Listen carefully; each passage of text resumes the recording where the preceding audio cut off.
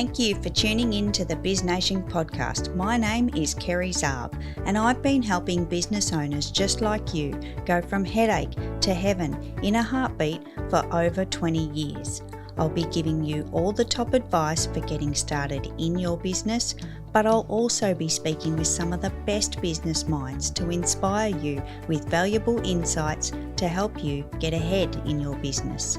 If you've ever hit a roadblock or lost your passion, then this is the podcast for you.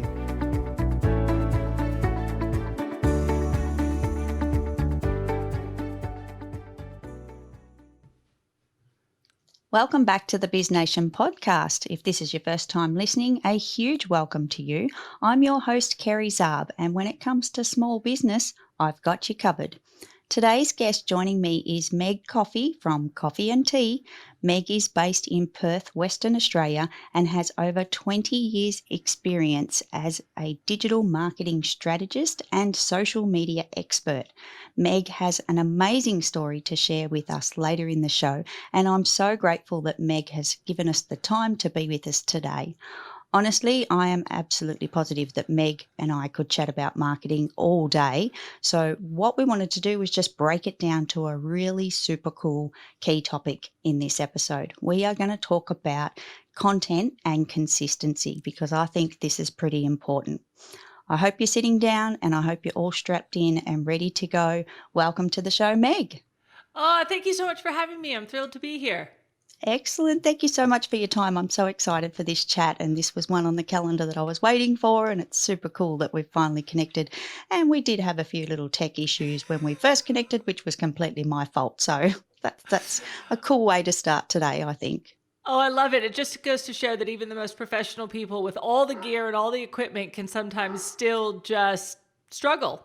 Oh, absolutely. If Kerry presses the wrong button, it's all downhill. Yep, 100%. Thanks for working with me on that one. I really appreciate it. So, Meg, can you tell us, we know who you are, but just give us a bit of a who and a what you do today, if you wouldn't mind. Yeah, so I do lots of things actually. I've got my agency, my social media agency, Coffey and Tea, which deals with tourism and hospitality clients. And then I also run Social Media Perth, which is an organization of digital marketers that get together once a month and drink. Well, we do more than that, but that's what I tell everyone is we just get together once a month and drink. And then I run the State of Social Conference, which is my goal is to make it APAC's biggest digital marketing conference. And this is our fourth year. So 2021 is our fourth year.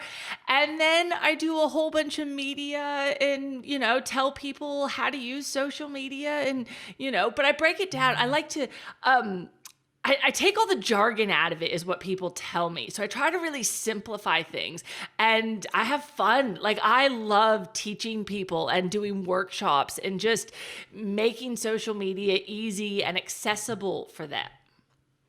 Awesome. Wow. Oh my goodness, there's so much to grab out of that. But this event space, you said it's the fourth year?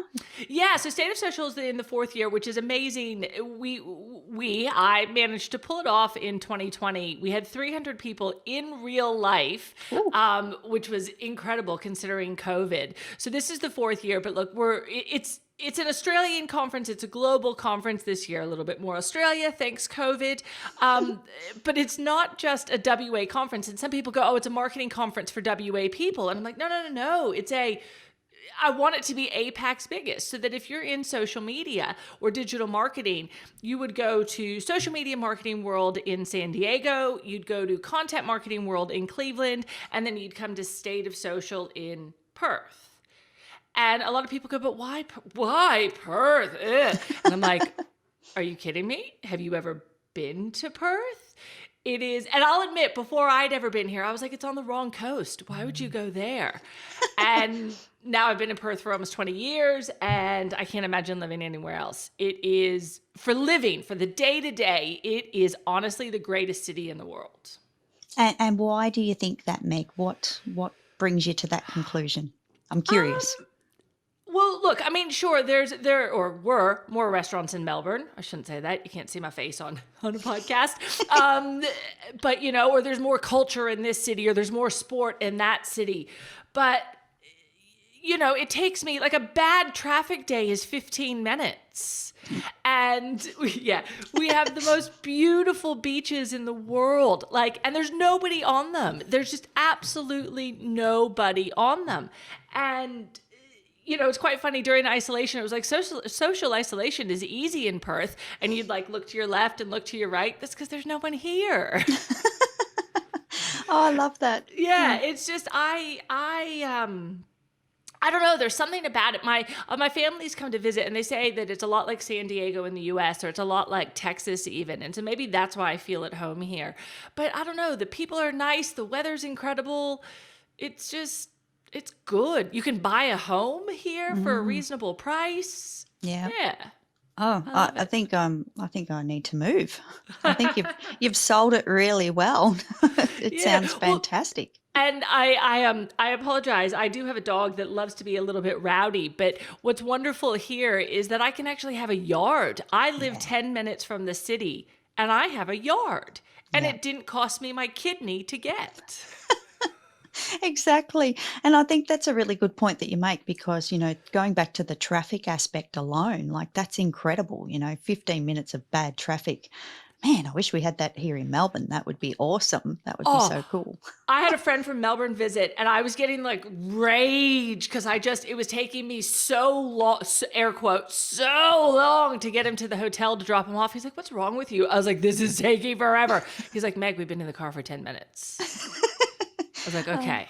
And then I remember I went to Melbourne back when I used to travel all the time, in the pre-COVID times.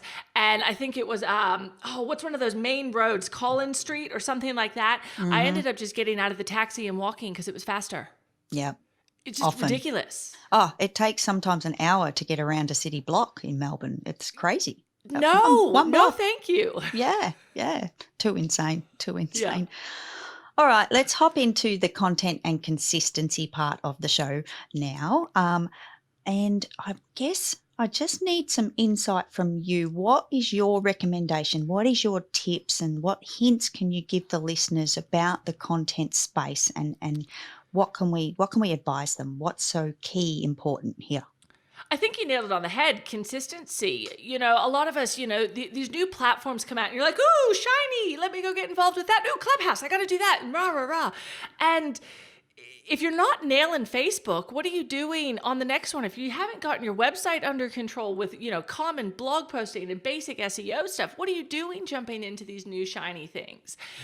What we found, yes, the people that are the early adopters in new platforms do tend to do better. But what we're finding long term is that those who are consistent and who show up, it's not every day anymore. You have a presence every day. You might not have to be posting every day, but it's those people that show up consistently, that are reliable, that think long term, think long game, are the ones that actually last, are the ones that actually have success. When you just go up there and you just, throw a piece of content here and, put an Instagram post there and do an audio recording, and there's no synergy between them, or there's no backlink between them, or there's no, tying it all together. You confuse your audience because they don't know what to expect from you. You surprise your audience because they're not used to seeing you in the feed. And then all of a sudden you pop up and it's like, oh, I'm still following them, or, things like that. And you're not taking social serious as a business tool. You're really just, I've learned this term lately, is it a legitimate thing, or is it just an expensive hobby? And I'm learning there's a lot of things in my life that have become expensive hobbies. And I think when you're not consistent on social, when you just sort of go at it without a strategic plan and without a consistent plan and consistent effort, it just becomes an expensive hobby because you're just playing. You're not really using it as a tool effectively. Yep. Yep, that makes sense. So then that kind of steps us almost across to the strategy side of your marketing. So we're talking content and consistency, but there's two elements of consistency, not to hop into strategy for a moment, but I'm sure we'll touch on it. But with consistency, it's not only how often, but what you're saying. Is that right? Oh yeah, totally. It's not just about posting, and I think people lose sight of that. Sure, a couple years ago we were posting every single day. I remember when we were posting twice a day on Facebook or 3 times a day on Instagram. For my tourism and hospitality clients, I can see how you'd have that frequency just because you have that much to say and you have that much content to share. But for the average business, a plumber, say, for example, they don't need to be posting every day because how many photos of pipes can you post? Yeah. Right? I know plumbers do more than that. But you will get out of social as much as you put into it. So yes, you put your post up. Maybe you post 3 times a week, but what are you doing in between? Are you going and you commenting on other people's posts? Are you replying to the comments that people left you? Are you sliding into the DMs and engaging with people? Now, I hate that cold calling via the DMs, right? It just seems so unnatural to me. But for some businesses and some things, that does work.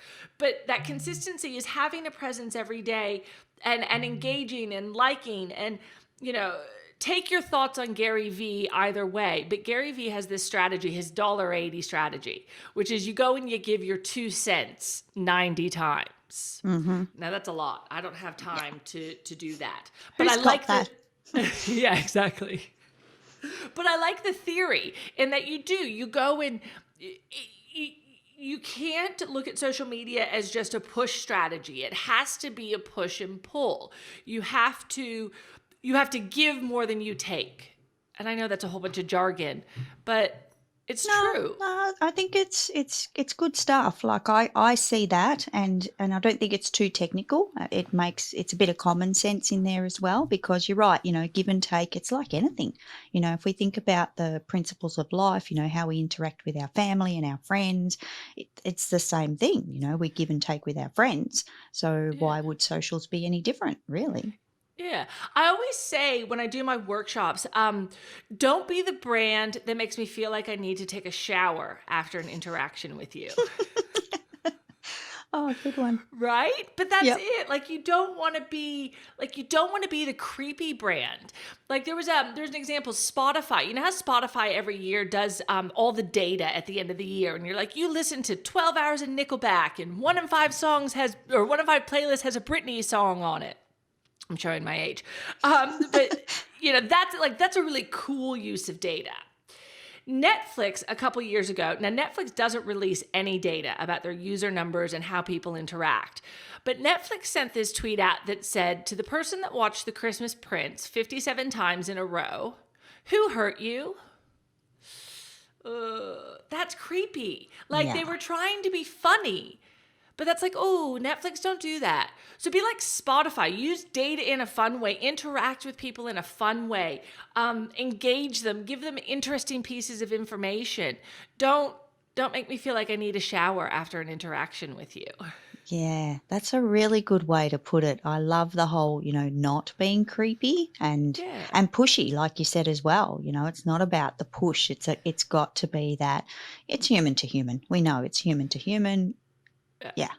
And I think that's where we're really going in business. We sort of have come that full circle of, the salesman and the sales push just doesn't work like it used to.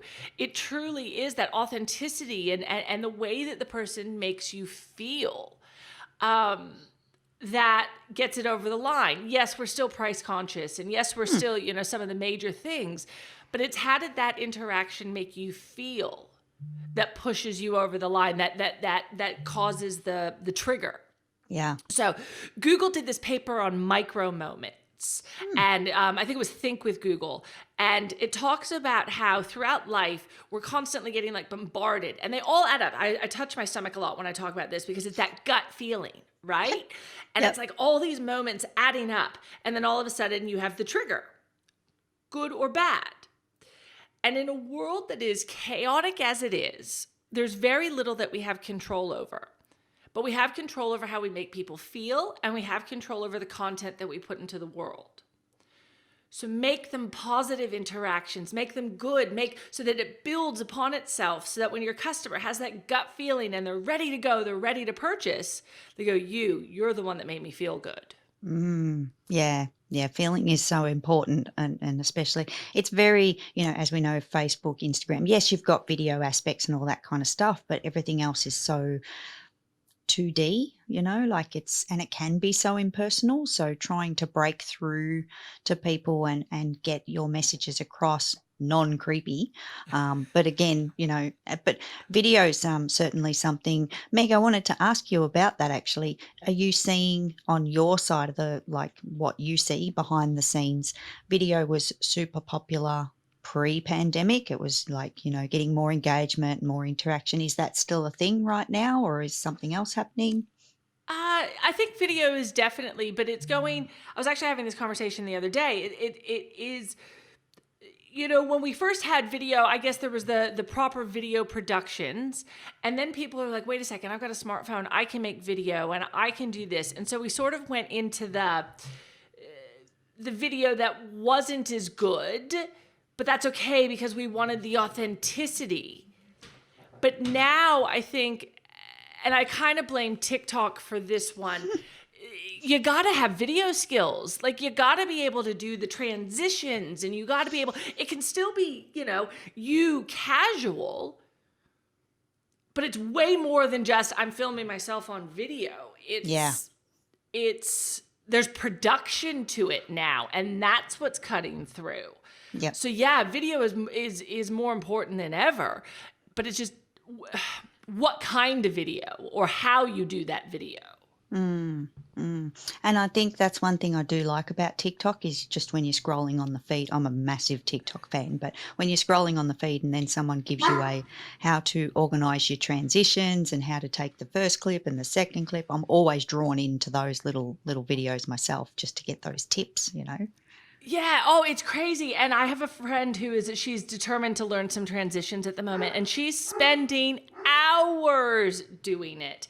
And I don't know where she has the time for that. They're amazing. She's like there, and then she pushes her hand forward, and then she's in a completely different outfit, and then she falls on the couch, and it's amazing. I know. But she spends all day doing it. I know. I look at that and I'm like, how much time did that take? I just don't think I've got that bandwidth available to get all that together for one 60-second clip. And that's it. And I guess then it becomes a learned skill. And so, each one you do, you get better and better and better at. And if your job is to make TikToks and your job is to do these things, then sure, it's a wise investment. Or is it an expensive hobby? There we go. There's the flip. Love it. Love it.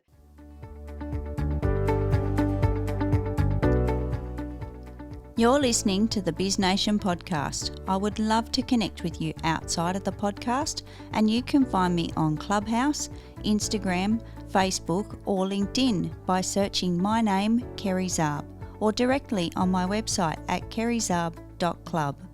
And don't forget, if you need more support in your business, you can find the community on Facebook at BizNation Support Group.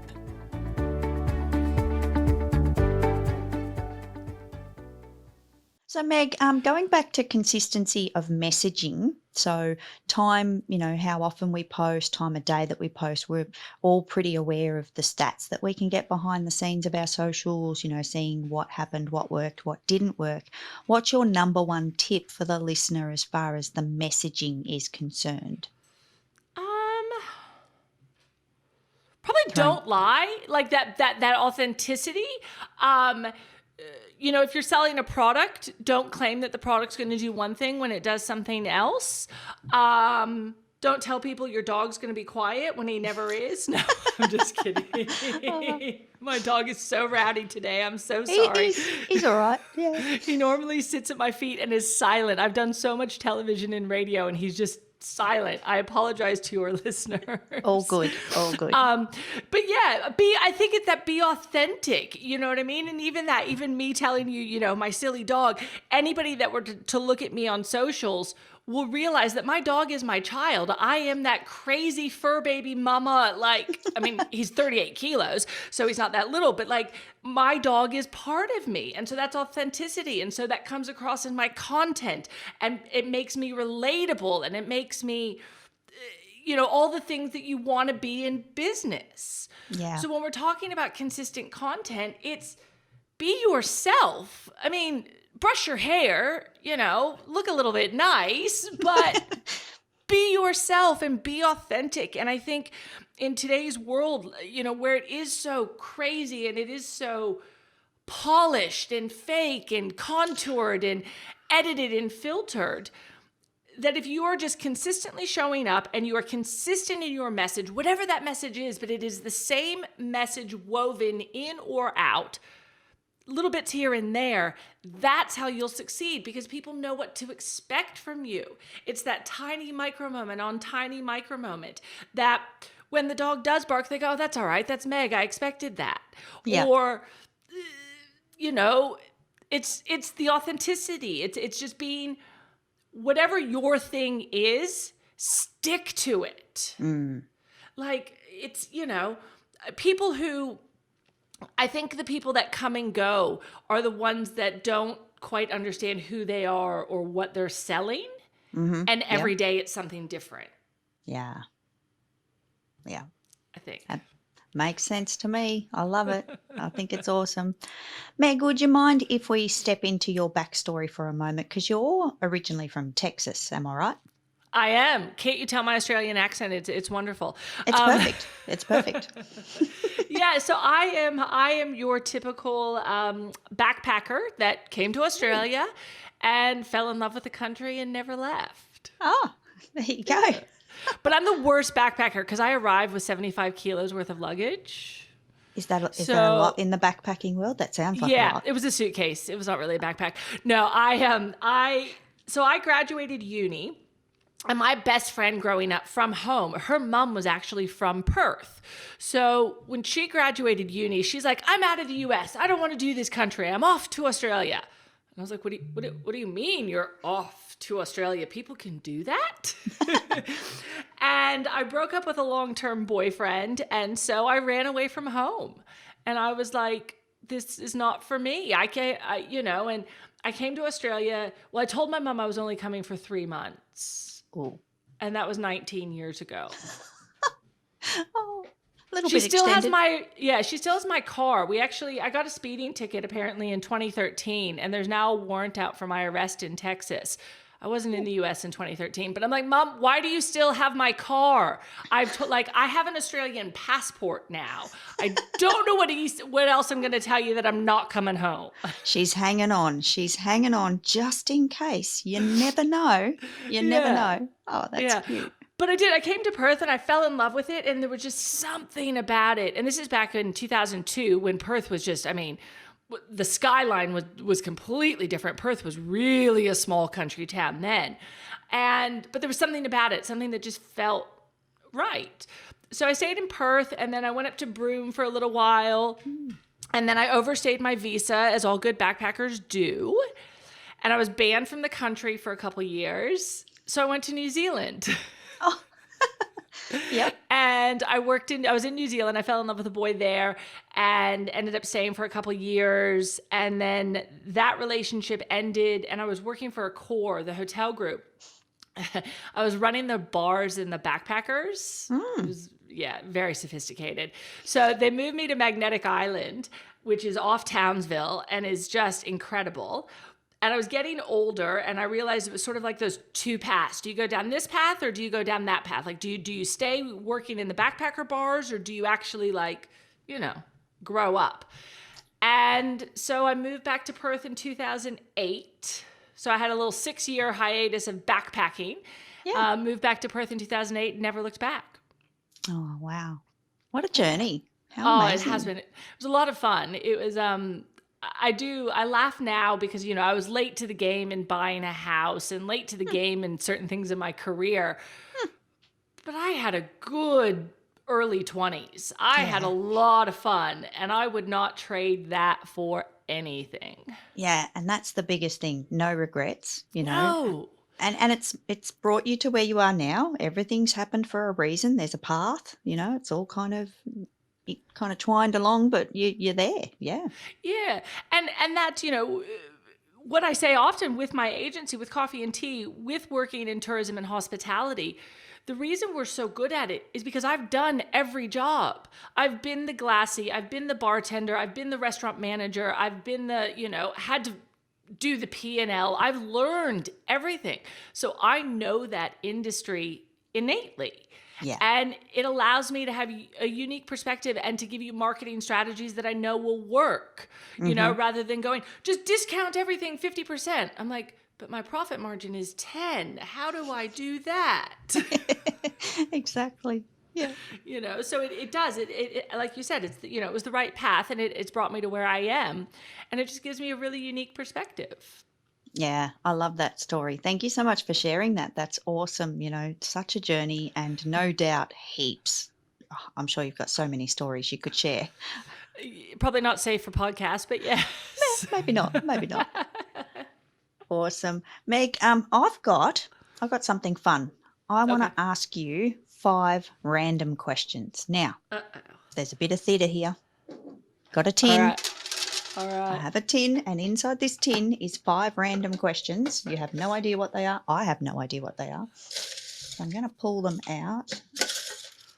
Try and speed it up. I'm going to be brutally honest. This could be dangerous. It could be, but that's okay. I'm open. I'm game. All right. 5 questions. Are you ready? I am. Excellent. All right. Question number 1. Ooh. Trains, boats, or planes, or none of the above? Boats, if it's a super yacht. Oh, yep.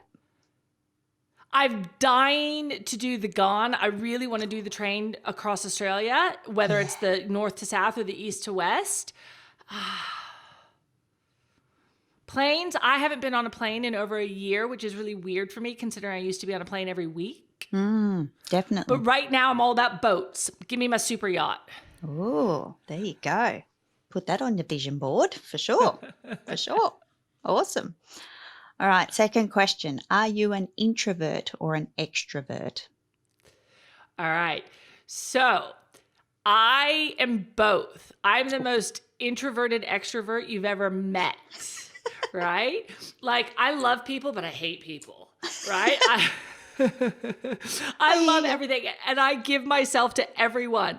But there's nothing more than I like than coming home and sitting on my couch with my dog and just him and I and shutting the world out. How good is that? Yeah. It's amazing. And that's when the Netflix goes on and the popcorn comes out. I'm quite happy with my own company. Yeah.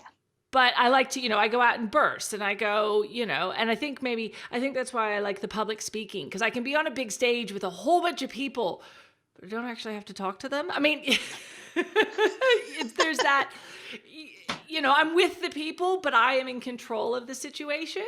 Yeah. And when I'm not in control of the situation, I get uncomfortable. Fair enough. Yep. Yeah. I can relate. Same. Yep. Beautiful. Okay, next question.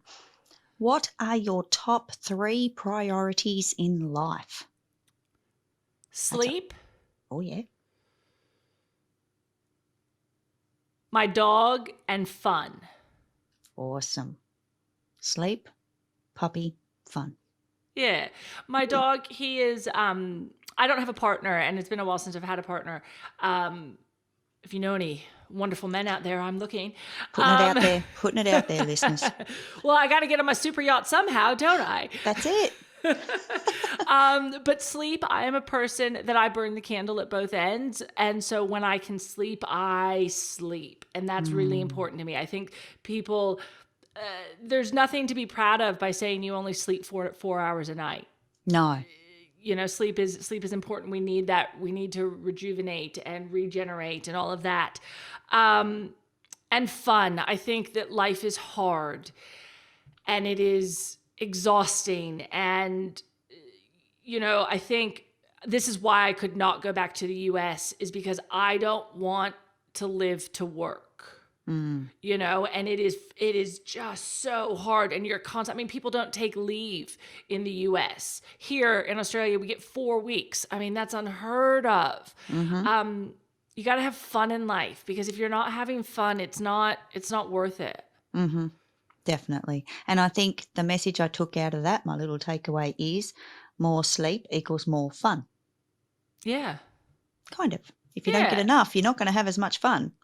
So Exactly, because you're just too tired to enjoy it, and you don't want to be.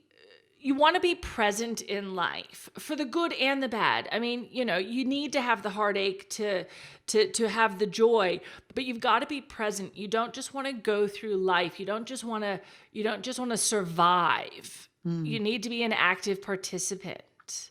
Yeah. And so you gotta have fun. It's got to be, treat yourself, and not all the time. You got to work hard, but when you're not, work hard, play harder. Yeah, exactly. I agree. All right. The next one is, if you could choose another era to live in, when would it be and why? I think about this a lot, actually, and I think I would love the 50s. And look, I know that it wasn't the greatest time for women in the 50s, but I love the fashion, and I love the glamorized view that we have of the simplicity of it all. Yeah. That Truman Show, where it's just neighbors are nice, and your neighbors, and I'd be more than happy to cook dinner every night. Life seemed simpler then. And I know that's a glamorized view, but it just, the world just seemed kinder, I think. Yeah, I think so too. And I think you're right. It's kind of definitely got that simplistic view. Like, man, no smartphones, practically no technology. What does that even look like? Yeah. I don't have children, but I think that it would be very hard to be parents and to be children today. I'm sure you've seen the meme of what I look like at 14 versus what a 14-year-old looks like today. Yeah. Life is different now. And I think that I don't necessarily think it's for the good. And I know every generation says that, oh, back in my day, it was so much better. But as good as technology is, and I'm ever the optimist, I think it's also brought a lot of bad into our lives. And it's brought a lot of angst into our lives, and things that we just don't necessarily need. Yeah. I hear you. 100% hear you. Yeah.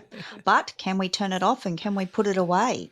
We have a choice. And exactly. Look, I watched that movie, was it The Social Network, that came out last year? And Social I was kind of Social Dilemma. That was it. Yep. Yeah, The Social Dilemma. And I was a bit anti-Facebook at that point, just for my own issues. And then I watched that movie, and I realized it's psychological warfare is what some of these platforms are doing. And so I cut Facebook out. I took it off my phone, and I stopped using it for about 4 or 5 months, just because it wasn't bringing joy to my life. It wasn't bringing anything positive to my life. Now, being someone who works in social media and spots trends, not being on Facebook was detrimental to me. So I am back on Facebook, but I have a different relationship with it now. And I think that that's important. And I think that people need to realize that, the Steve Jobs and those types of people don't let their kids have access to the technology. And they talk about that in that Social Dilemma, how, the guys that founded all this don't let their kids near it. And I think there's something to be said in that. Yeah. You have to have the emotional bandwidth to be able to handle social. Definitely. Good answer. Last one. Oh. You're gonna love this one. It's actually very befitting, I can say. Tea, coffee, or something else? Was that totally random out of the box? That was random. I kid you not, out of the box. Absolutely. I love it. So my last name is Coffey, spelled Coffey. And my whole life, I was made fun of for my last name. I was called Folgers Crystals, Hey Decaf, Hey, like all the names that little kids make fun of each other, right? So I always said to myself, when I grow up, if I were to run my own business, I'm going to call it Coffee and Tea. Oh, wow. Because, screw the haters, I'm going to win kind of a thing. And I'm lucky that I ended up in tourism and hospitality because it makes sense. Does. So coffee, tea. I am addicted to coffee. I am on my third one already, and I haven't been awake for that many hours. I will have 5 or 6 coffees a day minimum. Wow. I can have, this is probably why I don't sleep. I tell everyone that I can have a coffee and then go straight to bed, but I don't sleep well. Yeah. Yeah, no, I love coffee. However, that said, when I am in Texas, there is nothing better than a really good cold iced tea with a fresh lemon in it. Iced tea with lemon. Yes. Yep. And that is something that they just don't do here in Australia. You're like, cold tea? What is wrong with you? I'm like, no. It's delicious. So we're not talking this stuff you get in the supermarket in the bottle or comes in the convenience store. It's not like that, right? No, you do it old school. This is how my mom taught me, at least, is, you get the I was about to call it the pitcher. It's funny, when I talk about the US, I use American words, but when I talk about here, I use my Australian. You get the jug, you fill it with water, and you put, 5, 10 tea bags in it, and then you stick it in the sun. And you let the sun brew and do its thing, and then you put that in the fridge and pour that over ice. Right. Very good. Yeah. There's a method there. There's a method. There is. And I'm not talking about sweet tea, because that's what the Southerners have. That's a whole other thing. That's more like what you buy in the grocery store. It's sweet. Yeah. And this is a big thing. You either drink sweet tea or you drink normal tea. Like when you go to the barbecue restaurants in Texas and you say, I'd like a tea. They're like, sweet tea or normal tea? And you're like, normal tea. Yeah. Of course. Awesome. Well, that was a lot of fun. And that really, seriously, for everyone, that was definitely random. I did not set that up, but it's super cool. I love that happened. What a perfect way to end the 5 questions. Yeah, exactly. Oh my God, so random. Meg, thank you so much. Where can we find you before we wrap up the show? So Twitter is my platform of choice. I know that most Australians are not on Twitter, but for me, you find everything on Twitter before you find it anywhere else. So get involved. So I'm on Twitter @TexanMeg, or you can check out my website, which is really easy, just meg.social. Mm-hmm. Yeah, I noticed that. I was like, that's pretty cool. I was like, hang on, where's the .com? No, .com, .social. Okay, I know there's new options available, have been out there for some time. So loved that. Super simple. And of course, I've got heaps of other links of yours. I'll pop all of that into the show notes for the listeners. But Meg, thank you so much. This has been amazing. I really appreciate your time and, some fantastic tips and hints for the listeners as well. So thank you so much. Oh, my pleasure. I feel like we could have talked for hours. So thank you so much for having me. It was good fun. I love laughing. Absolutely. We could have been here all day. Thank goodness we've both got other appointments, or the listeners might have fallen asleep. Who knows? Awesome. Thank you, Meg. We will stay in touch. We will reconnect really soon and have no doubt further conversations moving forward. So thanks again. My pleasure. Thank you for tuning in to the BizNation podcast. It was lovely to share this episode with you. Remember to subscribe to catch all future episodes, and I would also very much love it if you'd leave me a rating or a review. Until next time, remember that you can also go from headache to heaven in a heartbeat.